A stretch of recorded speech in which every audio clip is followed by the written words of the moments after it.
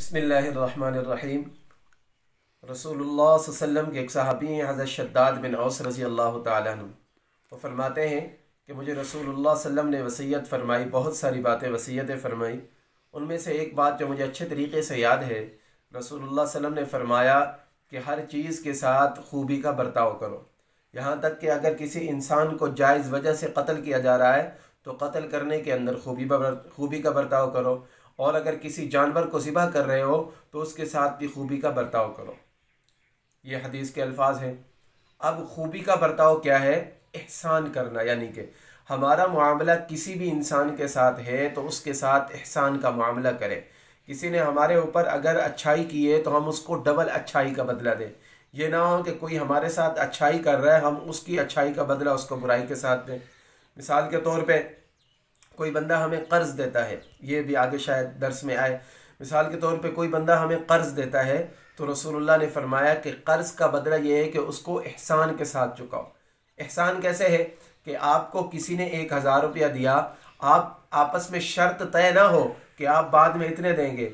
जब आप उसको 1000 रुपया वापस कर रहे हैं, चूँकि उसने आपको बेलौस आपको 1000 रुपया दिया था, तो आपको चाहिए कि आप उसको चंद पैसे बढ़ा कर दे दें, चंद पैसे बढ़ा कर दे दे, लेकिन पहले से तयशुदा ना हो। अगर पहले से तयशुदा है तो सूद बन जाता है।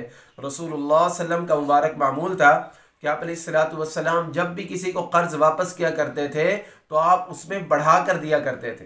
तो ये इसके अंदर एहसान का बर्ताव आ गया। इसी तरह कोई भी मामला हो रहा है, हमारे पास मुलाजिमीन है, काम करते हैं, तो काम हम उनसे लें, लेकिन हम उनके साथ रवैया अच्छा रखें। हम उनके साथ रवैया अच्छा रखें। हम किसी के मातहत काम करते हैं, हमारे ऊपर अफसर है, हमारे ऊपर बड़े बड़े लोग हैं, तो हम उनके मातहत होकर काम करें, लेकिन तन्हाई में भी एहसान का मामला करें कि उन्होंने हमारे ऊपर एहसान किया हुआ है, हम भी उनके साथ एहसान का मामला करें। होता क्या है कि कोई बंदा हमारे साथ अच्छाई कर रहा होता है, हम मुँह पर तो उसकी अच्छाई बयान करते हैं लेकिन पीठ पीछे उसकी बुराई शुरू कर देते हैं। इस्लामी तालीमात के बिल्कुल खिलाफ है। और बड़ी प्यारी बात फरमाया कि अगर किसी इंसान को भी कत्ल किया जा रहा है, ये इस्लामी हदूद की बरकत है, हदूद की बरकत है। अगर किसी इंसान को भी कत्ल किया जा रहा है तो एहसान, उसके साथ कत्ल करने में एहसान का मामला करो। उलमाए किराम ने लिखा है कि एहसान का मामला क्या है कि जितनी जल्दी हो सके बंदा उसके ऊपर हद नाफिज कर दे।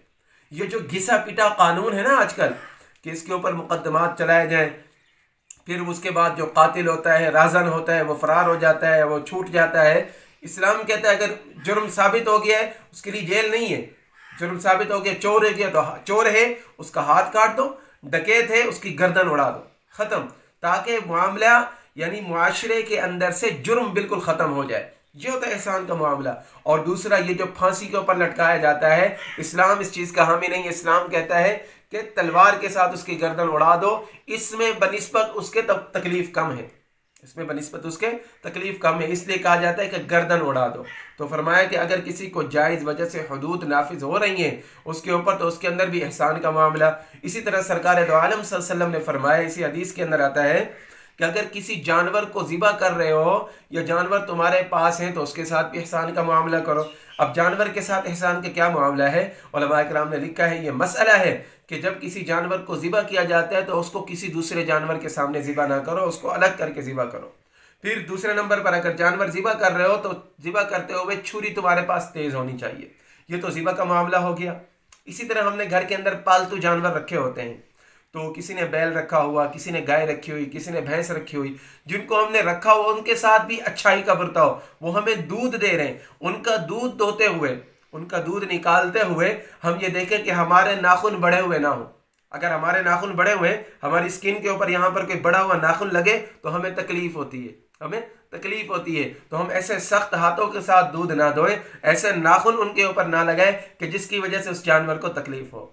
रसूलुल्लाह सल्लल्लाहु अलैहि वसल्लम ने हर मामले के अंदर एहसान का मामला बताया। अब ये तो मैंने चंद चीज़ें बताई हैं, अब इसके अंदर हम हर चीज़ को देख लें।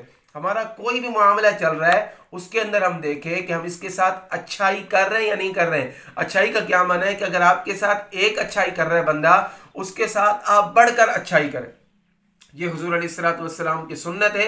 इसको अपने हर मामलात के अंदर, अपने मुआशरे के अंदर हम जिंदा करेंगे तो इंशाअल्लाह इससे हमारे मुआशरे को बहुत फ़ायदा होगा। अल्लाह रब्बुल इज़्ज़त से दुआ है अल्लाह ताला इस हदीस पाक पर अमल की तौफीक अता फरमाए। व आखिर दावाना अनिल हम्दुलिल्लाहि रब्बिल आलमीन।